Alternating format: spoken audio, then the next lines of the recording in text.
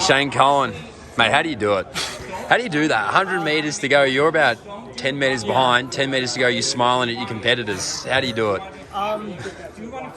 Yeah, it's all confidence, really. It's I've been doing it for the last month now. My coach was probably not happy with this race. It was not executed how it was supposed to be executed, but I knew I definitely didn't feel the best today, so I knew it was like kind of a grind the entire race. And when I had about 250 to go, that was kind of where I was going to start making my move to the front. I was like, I don't really feel that good, so I was like, just being patient. Yeah. I knew I had one more gear. I was just waiting for the perfect time, so I was making sure I was on the outside, ready to make the reactive move, because I know that's, at this level, everyone's moving fast, moving quick. Yeah. So I was just making sure I was ready for the top guys. So if they had a step, I was already making a step closer to them. So that's kind of what that plan was about. Were you aware of how many people were ahead of you coming into the straight? Did you know where you needed to be? Yeah, I knew I was in last. Nothing I'm not used to, but it's Yeah. I mean, the good thing is, the plan was top 3. Wasn't a beautiful top 3, but got third, so I can't be too.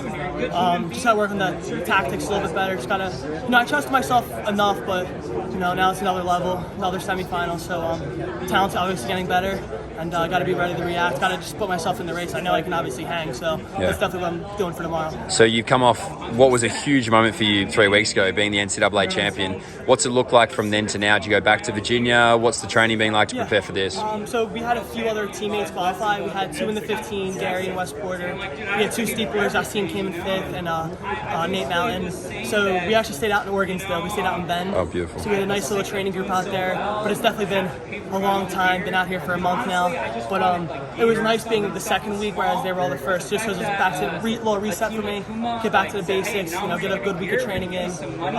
And that's kind of what was me and my coach always are. Because after NCAAs, people were like, what are you going to do? Your 3 weeks plan. It's like, that's what I want. I want to reset instead of race. Good 3 weeks of training, good 2 workouts in. And just being ready for these moments, and still feeling fit. Obviously, it's a month later. Yeah. For all these college kids, it's a long season.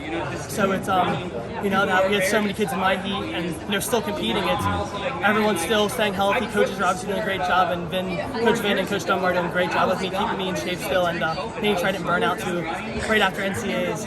It's no secret, it's very deep, this men's 800 metres.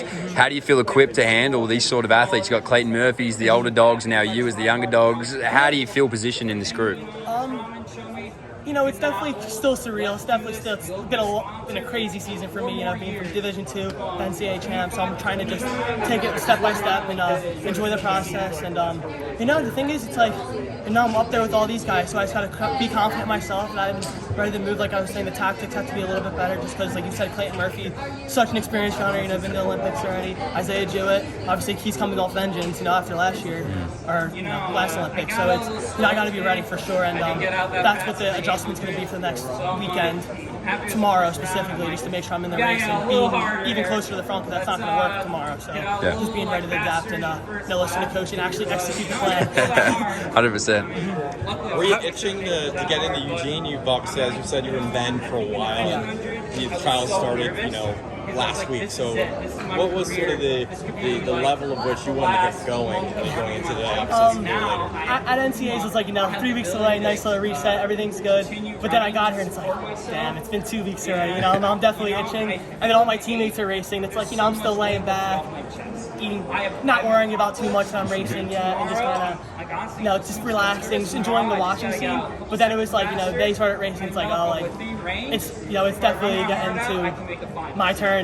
So it didn't really hit me until probably, Monday or Tuesday, once all of our boys left, and it was like, it's go time. Let's lock in now for the weekend. How'd you feel in today's race? I felt strong. I knew I didn't really race plan didn't go exactly executed. But I was confident with 200 meters to go I was going to be fine to make it through the next round. Legs were definitely a little heavy. I just think not racing for 3 weeks obviously does that too. I did a time trial, but it's not the same. Yeah. Well, it was definitely nice just to be out there, get a good race under my belt. It's been 3 weeks, so kind of back to the basics and getting out there is definitely a good step. Yeah. How'd the last few weeks go for you in terms of dealing with media requests or agents or professional stuff? I put all that aside. Yeah, I put all that aside. Me and my coach discussed that we were going to wait until after trials to figure all that out. So just respectfully telling told them that, and obviously everyone understands I was going to wait. Trials is the big thing. If I make the, step by step, we got to make it to tomorrow, got to make this.